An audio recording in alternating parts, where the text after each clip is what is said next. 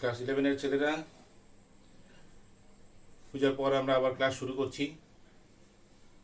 আশা করি ভালো আছিস সবাই। পুজো বেশ ভালোই কেটেছে।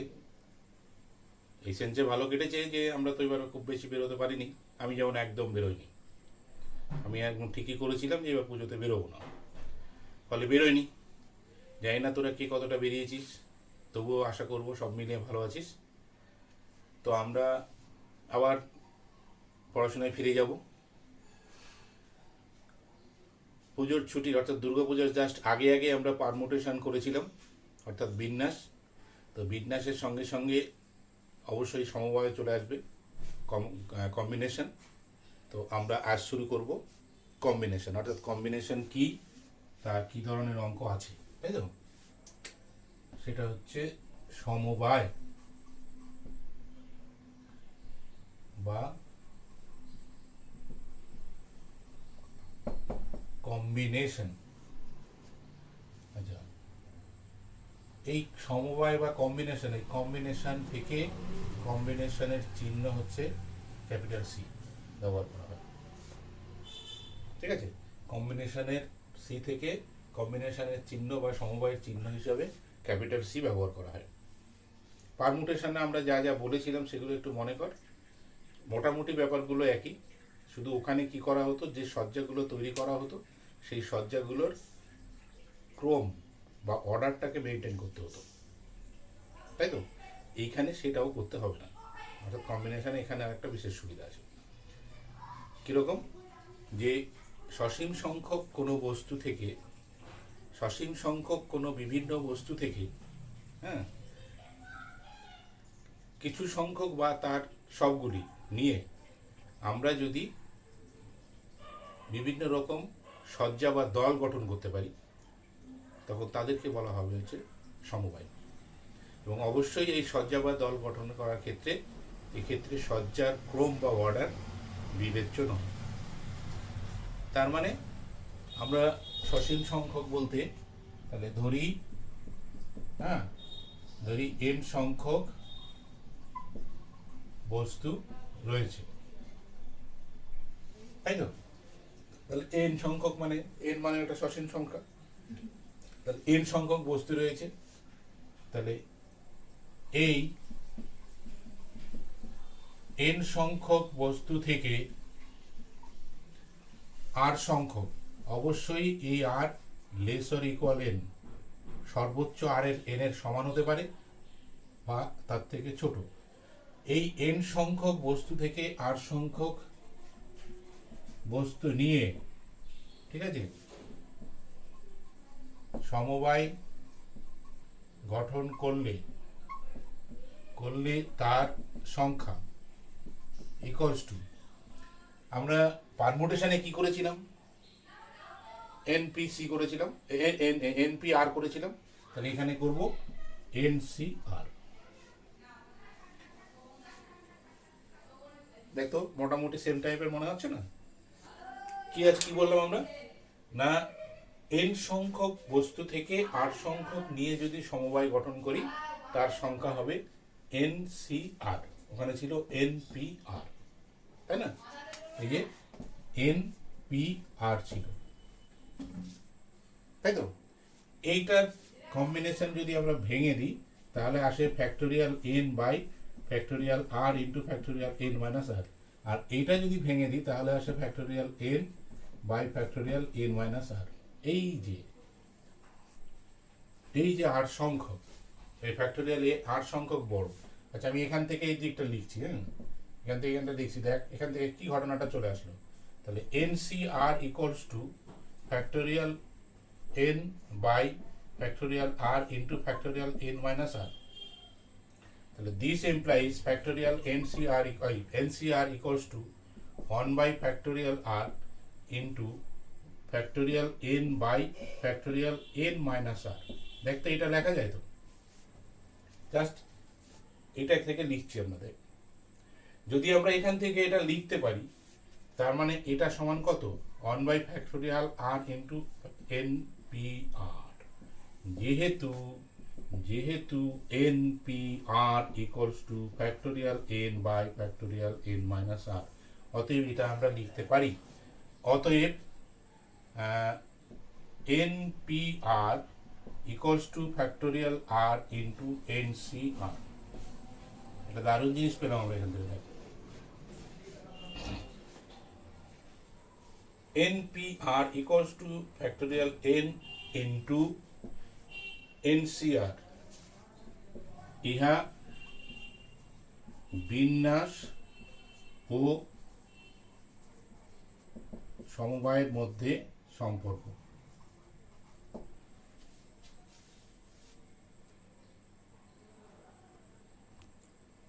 ইহা বিন্যাস ও সমবায়ের মধ্যে সম্পর্ক। অর্থাৎ যখনই আমরা কম্বিনেশন শিখে যাব, তখনই কিন্তু বিন্যাস আর পারমুটেশন আর কম্বিনেশনের মধ্যে কোনো সম্পর্ক আছে কিনা, হ্যাঁ, সেটা কিন্তু একটা প্রশ্ন উঠে আসবে। এই সেই সম্পর্ক। কখনো যদি দেখা যায় যে কোনো প্রমাণে, অর্থাৎ অঙ্কের ক্ষেত্রে বলছি আমি, অঙ্কে কোনো প্রমাণের ক্ষেত্রে পারমুটেশন থেকে কম্বিনেশনে যেতে হবে বা কম্বিনেশন থেকে পারমুটেশনে আসতে হবে, তুই এই রিলেশনটা চোখ বন্ধ করে ইউজ করবি, এটা মনে রাখবি, ঠিক আছে?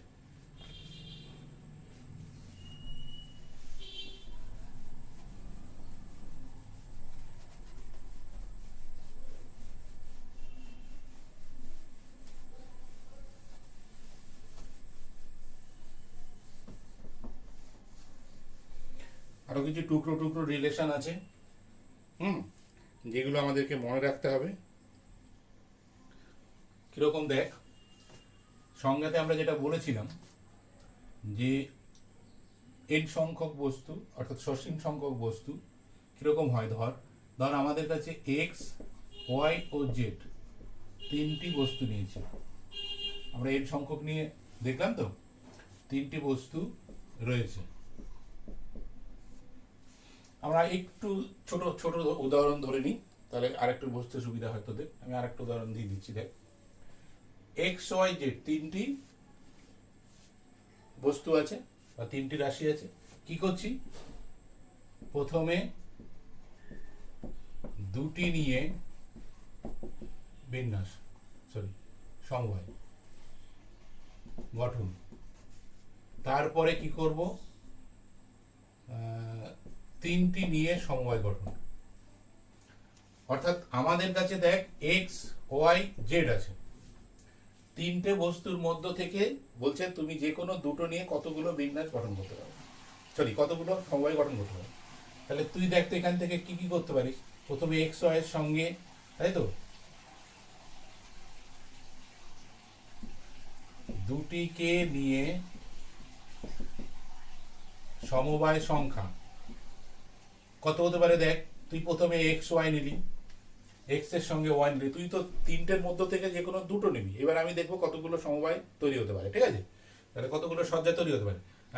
এক্স ওয়াই নিতে পারিস, তারপরে এক্স এর সঙ্গে জেড নিতে পারিস, তাই তো, আবার ওয়াই জেড নিতে পারিস। দেখ তো এর বেশি তুই পারছিস না। আমরা তিনটের মধ্যে যে কোনোভাবে নিয়েছি। এটাই ছিল তোর পারমিউটেশনের সমস্যা, ছিল কি এটা অর্ডার মেনটেন করে করতে হতো। তুই ইচ্ছা মতো এই যে এক্স এর সঙ্গে জেড, জেড এর সঙ্গে এক্স, হ্যাঁ, অর্থাৎ তুই এখানে যদি এক্স ওয়াই আর এক্স জেড লিখিস, ঠিক আছে, তাহলে পারমুটেশনে কি হতো, আবার জেড এক্স, জেড ওয়াই, হ্যাঁ, ওয়াই এক্স, এগুলো আসতো। এই যে অর্ডার এক্স এর সঙ্গে ওয়াই আর ওয়াই, অর্থাৎ এখানে তাহলে x Z equals to Z x, এই কথাটা কম্বিনেশনে অ্যাকসেপ্টেবল, অর্থাৎ এরা আসলে একই ধরে নেওয়া হচ্ছে, এটাকে অর্ডার বলা হচ্ছে। ফলে দেখ এটা যদি পারমুটেশন হতো তাহলে এই তিনটেও কিন্তু আসতো, কারণ ওখানে অর্ডার মেনটেন করতে হতো, আগেরটা আগে পরেরটা পরে, নিয়ে যা আসবে সেটা তোকে ধরতে হবে। কম্বিনেশনে এইটা ধরতে হচ্ছে না, ফলে এখানে একটা সুবিধা কি দাঁড়ালো, তাহলে দেখ সেই অনুযায়ী, তাহলে এখানে যদি আমি দেখি তাহলে জেড এক্স আসবে, ওয়াই এক্স আসবে আর জেড ওয়াই আসবে। কিন্তু দেখা যাচ্ছে জেড ওয়াই আর ওয়াই জেড আসলে এক, যেহেতু অর্ডার মেনটেন আমরা করছি না এক্ষেত্রে। সমবায়ের ক্ষেত্রে করা দরকার নেই, কারণ সমবায়ের ঘটনাগুলো এভাবে ঘটতে পারে। তাহলে এখানে কটা ঘটতে পারে, তিনটি সমবায় গঠন হবে, তাই তো। যদি তিনটিকে নিয়ে সমবায় সংখ্যা, ঠিক আছে, গঠন করা হয় তবে সমবায় সংখ্যা তাহলে কত হবে? তিনটি মানে এক্স ওয়াই জেড, আর একটা আসবে জেড, এক্স ওয়াই জেড, তাই তো? আর কি কি আসতে পারে দেখ, x z y, y z x, হ্যাঁ, ওয়াই এক্স জেড ইত্যাদি ইত্যাদি আরো আসতে পারে দেখ। কিন্তু এই এক্স ওয়াই জেড আর এক্স জেড ওয়াই এরা আসলে একই, কারণ এখানে অর্ডার মানতে হচ্ছে না, ক্রম মানা দরকার নেই, ফলে কি আছে, এইগুলো আসবে না এক্ষেত্রে। তবে এখানে কটা আসছে? কেবলমাত্র একটি সমবায় তৈরি হচ্ছে। তাহলে এইরকম তিনটে দিয়ে আমরা দেখতে পাচ্ছি কিভাবে তৈরি হচ্ছে। এরকম প্রচুর সংখ্যক যখন আমরা নিব তখন প্রচুর সংখ্যক তৈরি হবে।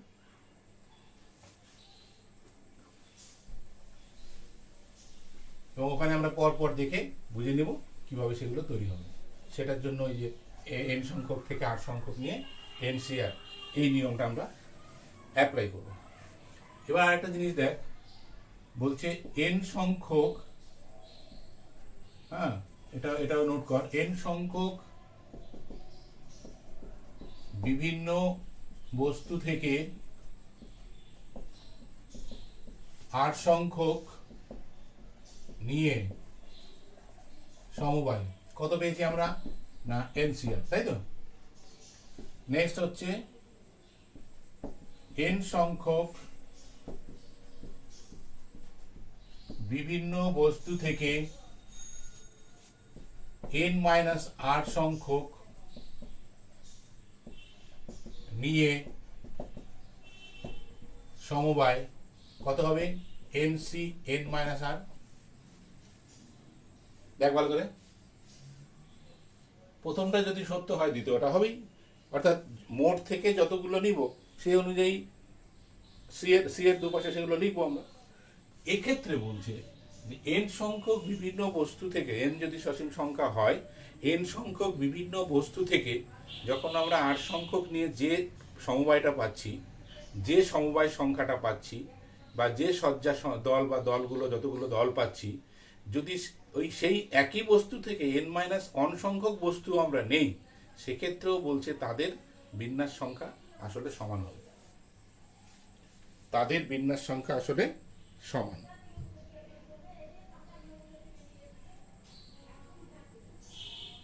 সেক্ষেত্রে কি হবে তাহলে?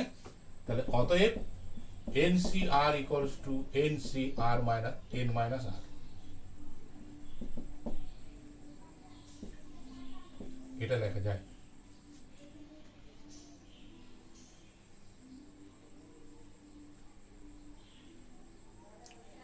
আরেকটা ঘটনা আছে যেটা মনে রাখ, যে n সংখ্যক বিভিন্ন বস্তু থেকে r সংখ্যক কি লিখলাম, n সংখ্যক বিভিন্ন বস্তু থেকে একযোগে ইচ্ছামতো যতগুলি সম্ভব নেওয়া যায় তার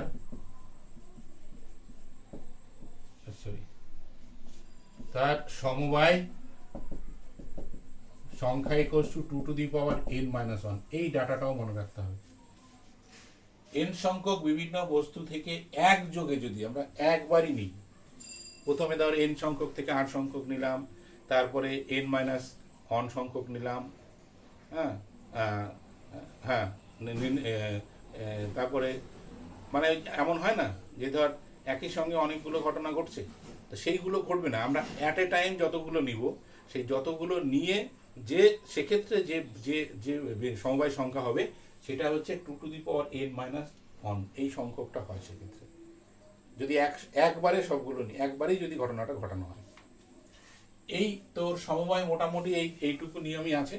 এইগুলো নিয়মগুলো যদি তুই মোটামুটি ফলো করিস, তাহলে কিন্তু হয়ে যাবে। কারণ যা কিছু বলা সেটা মোটামুটি কম্বিনেশন পারমুটেশনের সময় অনেক কিছু বলা হয়েছে, সেগুলোকে একটু মনে রাখবি আর এইটুকু তার সঙ্গে যোগ করবি। তাহলেই আমাদের হয়ে যাবে। এবার চল কিছু অঙ্কের মধ্যে যাই। অঙ্ক না করলে আমরা বুঝতে পারবো না যে অ্যাকচুয়ালি কি ঘটছে। অঙ্কগুলো সাধারণত আমাদের খুব পরিচিত অঙ্ক, ঠিক আছে? তো সেই পরিচিত পরিচিত অঙ্ক বলতে কি পরিচিত বিষয়ের উপরে অঙ্কগুলো করা হয়েছে যাতে তোদের বুঝতে সুবিধা হয়। লেখ তোরা, আমি বোর্ডে লিখছি, প্রত্যেকে খাতায় লেখ। কি বলছে? 6 জন ভদ্রলোক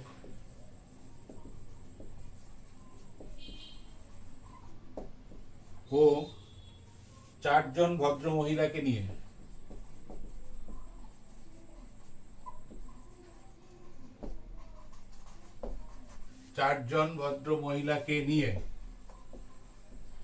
নিয়ে 5 সদস্য বিশিষ্ট একটি কমিটি গঠন করতে হবে। 5 সদস্য বিশিষ্ট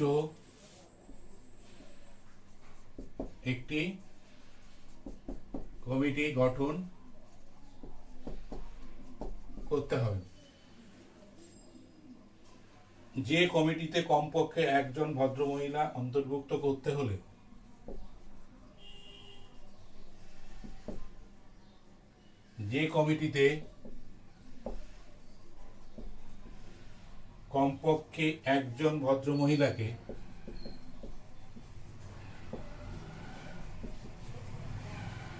মহিলাকে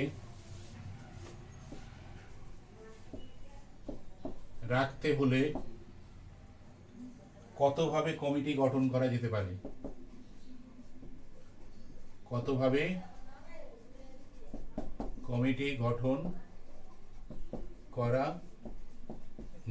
পারে? খুব সুন্দর একটা অঙ্ক, দেখ।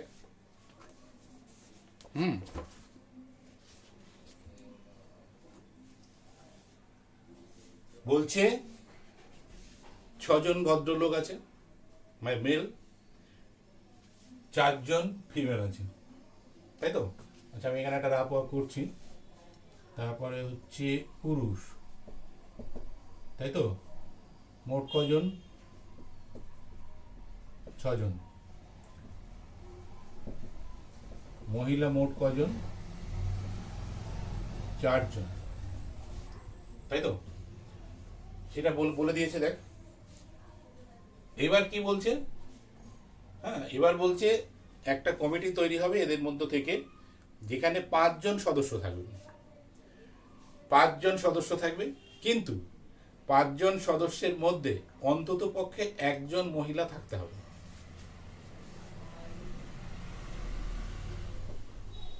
কমিটির সদস্য 5 জন, দেখ ভালো করে।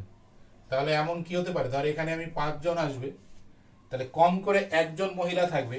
তাহলে লক্ষ্য কর, তাহলে 5 জনের মধ্যে তাহলে 4 জন পুরুষ, 1 জন মহিলা হবে এটার ক্ষেত্রে। ধর এটা 1 নম্বর কেস। 2 নম্বর কেস, এখানেও 5 জনই থাকবে, এখানে অল টাইম 5 জন থাকবে, তাই না? এখানে অল টাইম 5 জন থাকবে। এবার বলেছে কমপক্ষে একজন মহিলা থাকবে, তাহলে 1-এর বেশি থাকতে পারে। আবার তাহলে এখানে আমি 4 করলাম, এখানে কত? 2 করলাম। 3 নম্বর, এখানেও 5 জনই থাকবে, এখানে 2 করলাম, এখানে 3 করলাম। এখানে 5 জনই থাকবে, এখানে 1 করলাম, এখানে 4 করলাম। নেক্সট যদি আসে তাহলে এটা 0 হয়ে যাবে, এটা 5 হবে। সেটা করা যাবে না, ঠিক আছে? 5 জন থেকে 5 জনই পুরুষ, মহিলাকে নেওয়া যাবে না, কারণ কমিটিতে পুরুষ থাকতেই হবে। মহিলা থাকার কারণ তাহলে দেখা যাচ্ছে, দেখ, 1 2 3 4, তার মানে যে শর্তটা দিয়েছে তাহলে শর্তের 4টে উপায়ে কম্বিনেশন হতে পারে। অর্থাৎ একটা কেস হতে পারে যে 4 জন পুরুষ 1 জন মহিলা, তাহলে কমপক্ষে 1 জন মহিলা হলো। আমি এবার 1 জন পুরুষ কমিয়ে দিলাম, তাহলে 1 জন পুরুষ মানে 3 জন পুরুষ, তাহলে 1 জন পুরুষ কমিয়ে দেওয়া মানে 1 জন মহিলা বেড়ে যাবে, তাহলে 3 জন পুরুষ 2 জন মহিলা হতে পারে। আর 1 জন পুরুষ কমিয়ে দিলাম, 2 জন পুরুষ 3 জন মহিলা। আর 1 জন পুরুষ কমিয়ে দিলাম, 1 জন পুরুষ 4 জন মহিলা। এরপরে তাহলে পুরুষ 0 হয়ে যাবে না, 0 করা যাবে না, কমিটিতে মেল ফিমেল থাকতেই হবে। যদি এরকম হয় তাহলে এই 4টে উপায় আমাদের করতে হবে। এইবার আমরা দেখবো সেটা কিভাবে সমস্যার সমাধানটা আসছে, ঠিক আছে? এইভাবে অঙ্কগুলোকে ভেঙে ভেঙে বোঝার চেষ্টা করবি, ঠিক আছে? এটা থাক।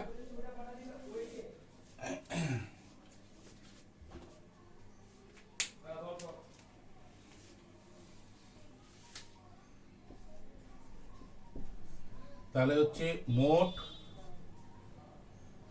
এখানে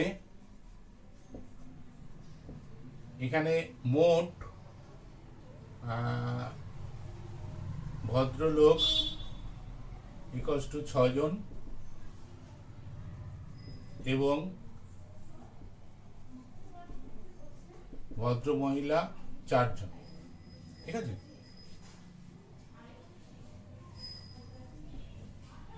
গঠিত কমিটিতে কমপক্ষে একজন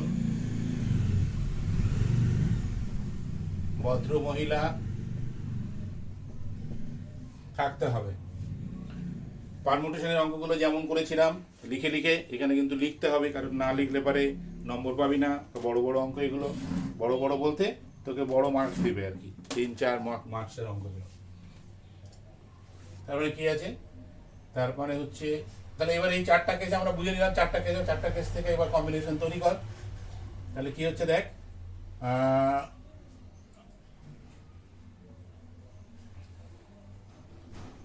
এবার 6 জন ভদ্রলোক থেকে 4 জন ও 4 জন ভদ্র মহিলা থেকে 1 জন নিয়ে কমিটি সংখ্যা।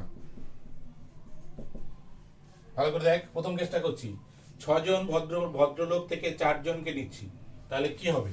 তাহলে মানে মোট হচ্ছে 6। এনসিআর তো দেখ, এনসিআর এন মানে হচ্ছে মোট সংখ্যা, সেখান থেকে 8 সংখ্যক নিয়েছিলাম, তাহলে এনসিআর হলো। তাহলে মোট কজন ছিল? 6 জন। 6 জন ভদ্রলোক ছিল, তার মধ্যে থেকে কজন নিচ্ছি? 4 জন। তাহলে কি হবে? 6C4 হবে। ভালো করে দেখ, এটাই আসলে একটা বুঝলে সব বুঝতে পারবি। ভদ্র মহিলা আর ভদ্রলোক ছিল 6 জন, সেখান থেকে আমি নিচ্ছি 4 জন, তাহলে কত হলো? মোট হচ্ছে, তার মানে এখানে এন হচ্ছে 6 আর আর হচ্ছে আর অন ধরলাম 4, তাই তো? তাহলে এনসি আর অন কত হচ্ছে? 4C ইনটু, এটা গেল ভদ্রলোক। ভদ্র মহিলা মোট কজন? 4 জন, তার মধ্যে আমি কজন নিয়েছি? 1 জন। তাহলে এখানে এন এর মান 4 আর এর মান এন, তাহলে কত হলো? 4C on. দেখ ভালো করে, তাহলে প্রথম কেসটাতে কি হবে? 6 জন থেকে 4 জন 6-4C, 4 জন থেকে 1 জন 4C অন, তাদের গুণফল যেটা সেটা প্রথম ক্ষেত্রে করতে পারে। এটা যদি প্রথম উপায় আমরা নিই। দ্বিতীয় ক্ষেত্রে একটু শর্ট করে লিখছি, 3 জন ভদ্রলোক ও 2 জন ভদ্র মহিলা নিয়ে কমিটির সংখ্যা। তাহলে কি হবে? 3 জন, তাহলে এখান থেকে আমি কত নিচ্ছি? 3 জন নিচ্ছি, ছিল কজন? 6 জন, তাহলে 63। এখান থেকে কজন নিচ্ছি? 2 জন, তাহলে 4C2, তাই তো? দেখ, এখানে 3 জন নিয়েছি, কজন ছিল? 6 জন। এখানে 2 জন নিয়েছি, কজন ছিল? 4 জন, তাহলে 6C3 4C2। নেক্সট, এটা 2 জন ভদ্র লোক ও 3 জন ভদ্র মহিলা নিয়ে কমিটি সংখ্যা, তাহলে 6 জন থেকে কজন নিচ্ছি? 2 জন, এটা, তাই তো? ইন্টু 4 জনের মধ্য থেকে নিলাম 3 জন, এবং কত?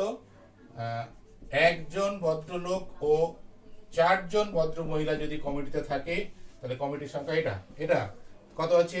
6 জন থেকে নিব 1 জন ইন্টু 4 জন থেকে নিব 4 জন, তাই তো? 6C on into 4C4। দেখ তো বোঝা গেল কিনা? এটা পেলাম। তাহলে যদি দেখা যায় যে একজন ভদ্র মহিলা রেখে যদি আমরা কমিটি তৈরি করতে চাই, তাহলে কমপক্ষে এই 4টে উপায় আসতে পারে। ভালো করে বোর্ডটা ফলো কর।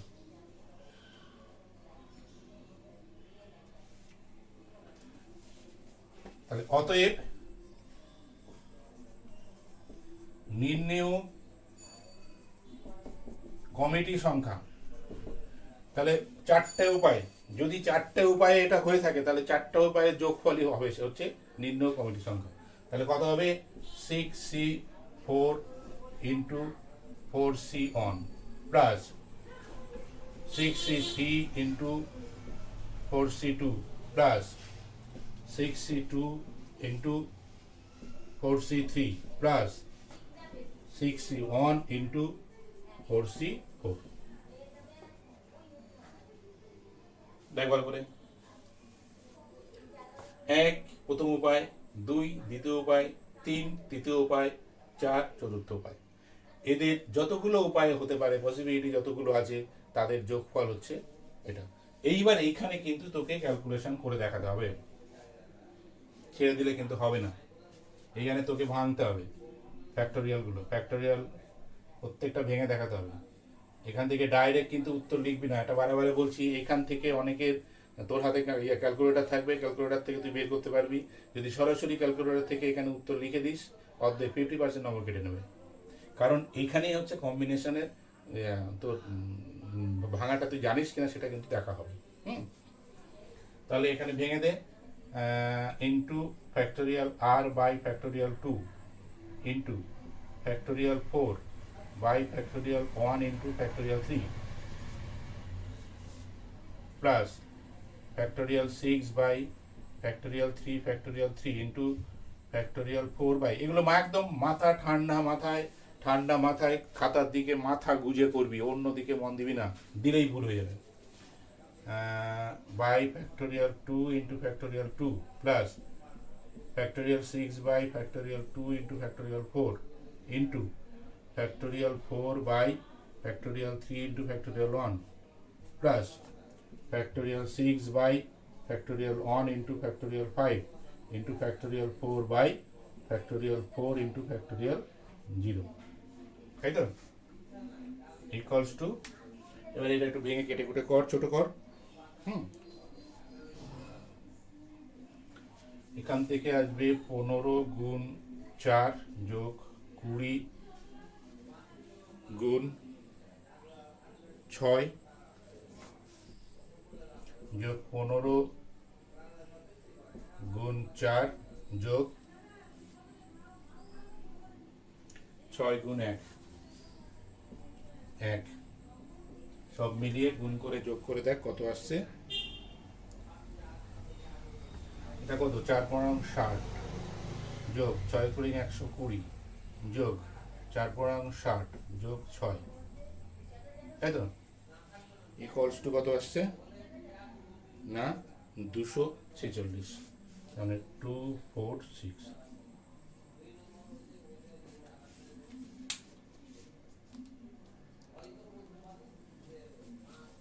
দেখে নে বোর্ডটা। তাহলে 246 246 যদি আমরা 6 জন ভদ্রলোক এবং 4 জন ভদ্রমহিলার মধ্য থেকে কম করে একজন ভদ্রমহিলা নিয়ে 5 জনের কমিটি তৈরি করি, তাহলে আমরা সমবায় গঠন করি, তাহলে মোট সমবায় সংখ্যা বা কমিটির সংখ্যা আসবে কত? 246।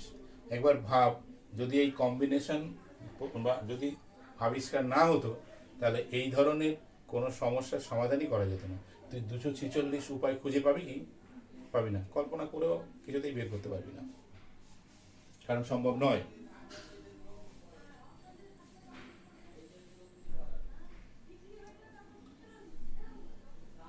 ধীরে সুস্থে অঙ্কগুলো করবি, একেবারেই তাড়াহুড়ো করবি না।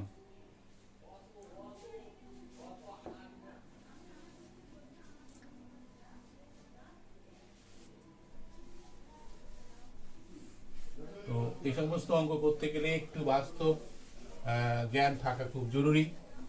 কারণ এই কমিটিগুলো কিভাবে হতে পারে, কাকে কাকে নিতে পারি, কিভাবে নেওয়া যেতে পারে, কজন নেব, কজন এদিক থেকে নেব, কজন ওদিক থেকে নেব, এগুলো যাদের একটু বাস্তব জ্ঞান আছে তাদের কিন্তু অনেক সুবিধা এগুলো। তবে এটা যাই হোক, এগুলো কিন্তু ভাবনা শক্তি দিয়েই করতে হয়, ঠিক আছে? অর্থাৎ বুদ্ধি দিয়ে করতে হবে। বুদ্ধি না থাকলে কিন্তু করা একটু মুশকিল। আমাদের প্রত্যেকের প্রচুর প্রচুর বুদ্ধি আছে, তাই না? বুদ্ধি তো বুদ্ধি তো আমাদের একদম গিজগিজ করে, আমরা জানি, তাই না রে? তোদের নাকে বুদ্ধি, পেটে বুদ্ধি, মাথায় বুদ্ধি, হাতে বুদ্ধি, সব জায়গায় বুদ্ধি আছে, ফলে কোনো চিন্তা নেই, কিন্তু সেই বুদ্ধিটা অ্যাপ্লাইয়ের জন্য একটু ভাবতে হবে, ভাবলেই অঙ্কগুলো করা যাবে। আর একটা অঙ্ক দেখি আমরা, এটা অঙ্কের অঙ্ক, বুঝলি? অঙ্কটা বেশ ভালো লাগলো আমার। 2 নম্বর, দুটি সমান্তরাল সরল রেখার অঙ্কটা লেখ।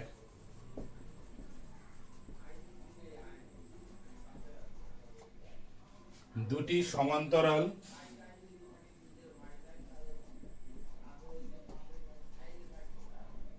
সরল রেখার একটির উপর 5টি বিন্দু,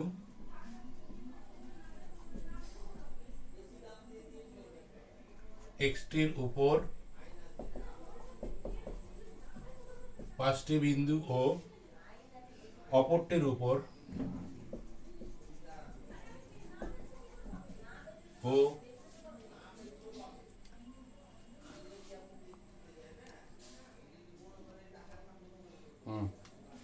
অপরটির উপর 10টি বিন্দু দেওয়া আছে।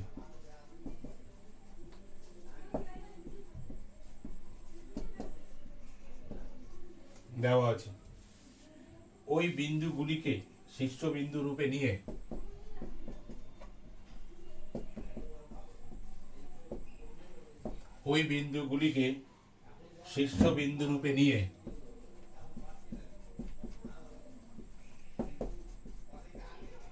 শীর্ষবিন্দু রূপে নিয়ে কতগুলি ত্রিভুজ গঠন করা যাবে?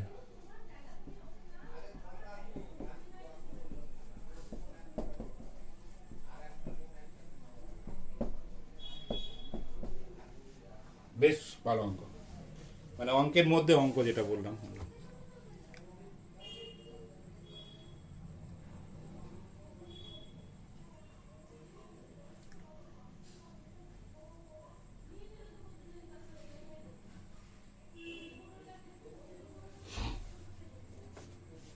দুটি সমান্তরাল সরল রেখার একটির উপর 5টি বিন্দু, অঙ্কটা পড়, ভালো করে পড়লেই অঙ্কটা করতে পারবে।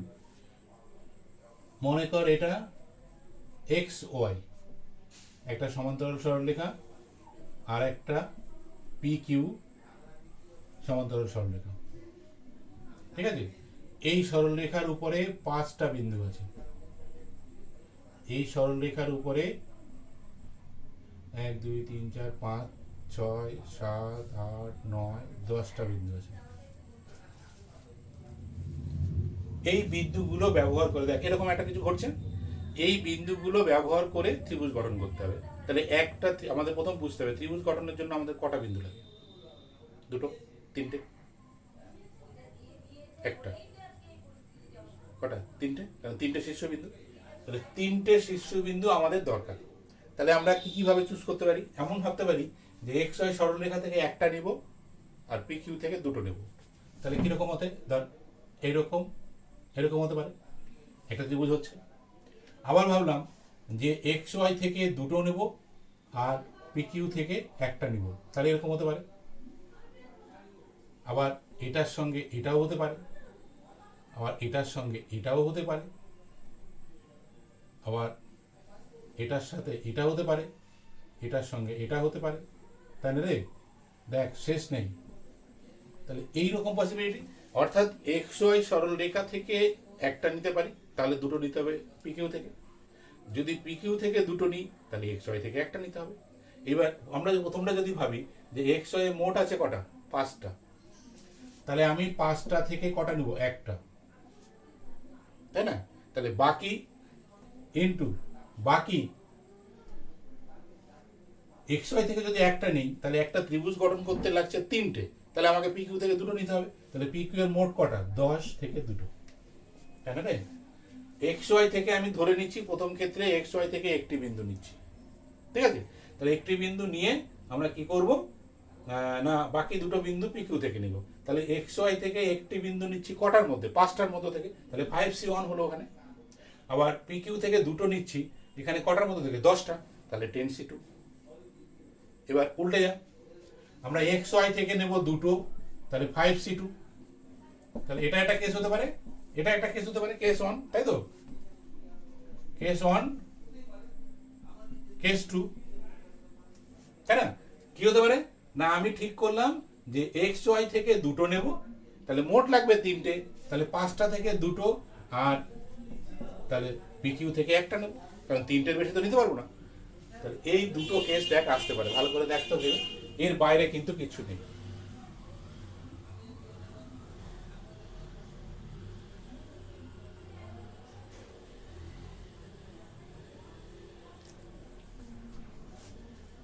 বুঝে গেল?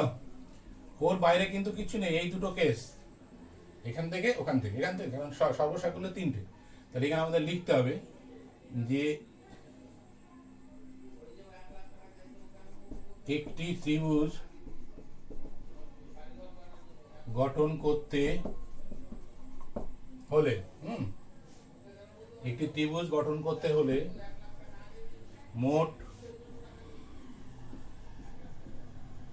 শীর্ষবিন্দুর আর শীর্ষবিন্দু লাগে হচ্ছে 3টি, তাই তো?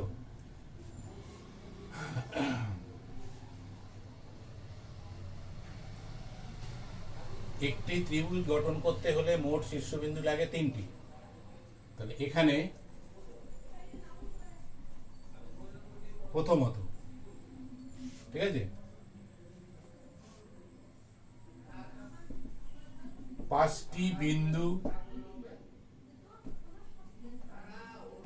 বিন্দু রয়েছে, ঠিক আছে, এমন সরল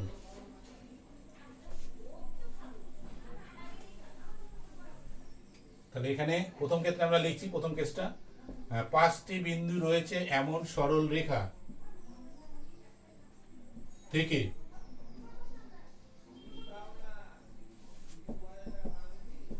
একটি বিন্দু ও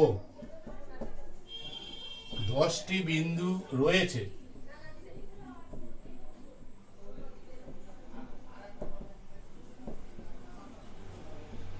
এমন সরলরেখা থেকে দুটি বিন্দু নিতে পারি। হ্যাঁ রে, একদম দেখ, একদম প্লেন ভাষা, অর্থাৎ আমরা ত্রিভুজ গঠনের যে নিয়ম, যে যে যে কনসেপ্টটা আছে সেটাই কিন্তু এখানে ব্যবহার করছি। কি বললাম, যে 5টি বিন্দু রয়েছে এমন থেকে, এর থেকে নেব একটি, আর 10টি বিন্দু রয়েছে এরকম থেকে নেব দুটি। তাহলে অতএব 5টি বিন্দু থেকে একটি নিয়ে সমবায় কি হবে, 5c1, এবং 10টি বিন্দু থেকে দুটি নিয়ে সমবায়, তাহলে 10c2। অতএব এক্ষেত্রে মোট সমবায় বা মোট ত্রিভুজ গঠন হবে, আচ্ছা এখানে এই সমবায় কথাটাও রাখতে পারিস, ত্রিভুজের কথাও লিখতে পারিস, মোট ত্রিভুজের সংখ্যা, ঠিক আছে, সেটাও করতে পারিস। তাহলে কত হবে এদের গুণফল, তাহলে 5c1 into 10c2 equals to, অবশ্যই এদের গুণফলটা হবে। তাহলে এদের গুণফলটা হচ্ছে কত আসছে, 5 গুণ 10 সমান 50, এতটি এটাকে ভেঙে দিলে 5 আসবে, এখান থেকে 10 আসবে, তাই তো? তাহলে 50। আবার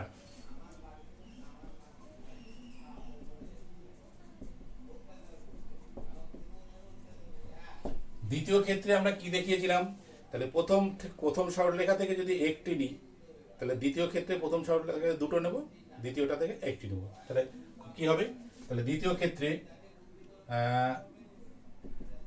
5টি বিন্দু থেকে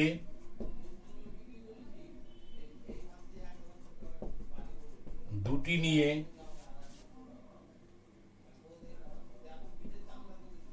ত্রিভুজ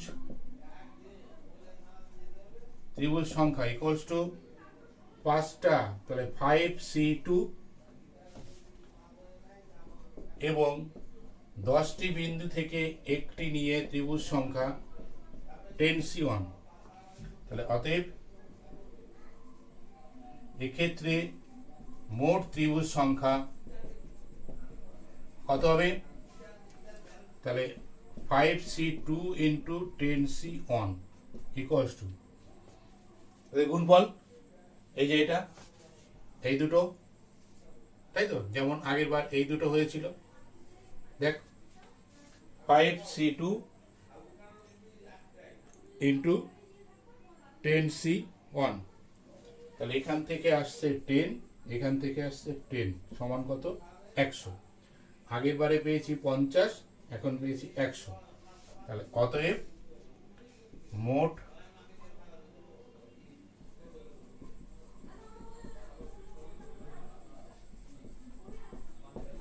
ত্রিভুজ সংখ্যা হবে 50 যোগ 100 ইকুয়ালস টু 150।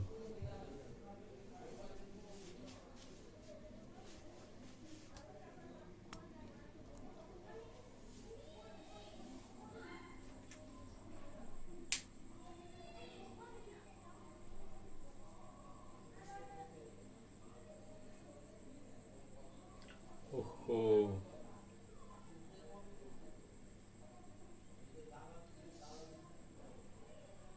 এটা তো 10C2 রে।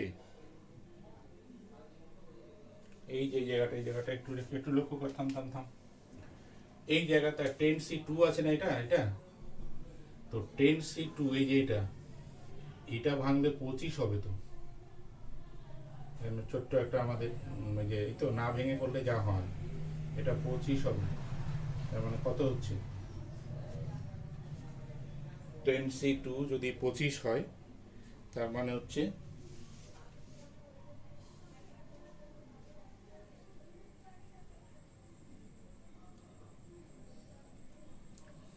এটা রাফ করে দেখতে কত আসছে। আমি রাফটা এখানে করছি। 5C1 ভুল হচ্ছে কিনা আমাদের এখানে ক্যালকুলেশনটা। 5C1 ইন্টু 10C2, তাহলে factorial 5 by factorial 4 into factorial 10 by factorial 2 factorial 8, তাই তো। তাহলে দেখ আমরা যদি ভেঙে দিলে কত আসছে? উপরে 5 ইন্টু, এখান থেকে 5 হবে, কারণ এটা 5 ইন্টু ফ্যাক্টোরিয়াল 4 বাই ফ্যাক্টোরিয়াল 4 কেটে গেল। 10 into 9 into factorial 8 by 2 into factorial 8, factorial কেটে গেল। 2 5, এই তো 5 গুণ 5 নং 45, তার মানে 5 5 25, 5 4 5 20 22, এই তো বললাম না। নিজেরা হিসাব করবি সব সময়ের জন্য, মানে মাথায় করবি না। এটা হচ্ছে 45, 5 45-এ 225, বুঝলি তো? 5 45 225, তাহলে এখানে আসবে 225, তার মানে এখানে আসবে কত? 325। বেশ, এই যে এটা দেখে মনে হলো এখান থেকে কত আসবে? 5 আসবে বলেছিলাম, লিখে দিয়েছিলাম 5। ওই মনে হওয়াটাই সবসময় সমস্যা, ঠিক আছে? তো এটা জাস্ট তোরা ভেঙে নিয়ে করে নেবে, এগুলো কোনো ব্যাপার না, এগুলো তো ক্যালকুলেশনের ব্যাপার, এগুলো তোরাই করবি। তো এইভাবে অঙ্কগুলো করতে হয়।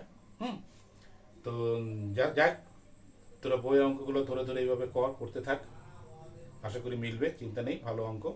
বিশেষ করে সব থেকে ভালো হচ্ছে প্র্যাকটিক্যাল যে ধারণা আমাদের, সেইগুলো কিন্তু অ্যাপ্লাই করবি এখানে, ঠিক আছে?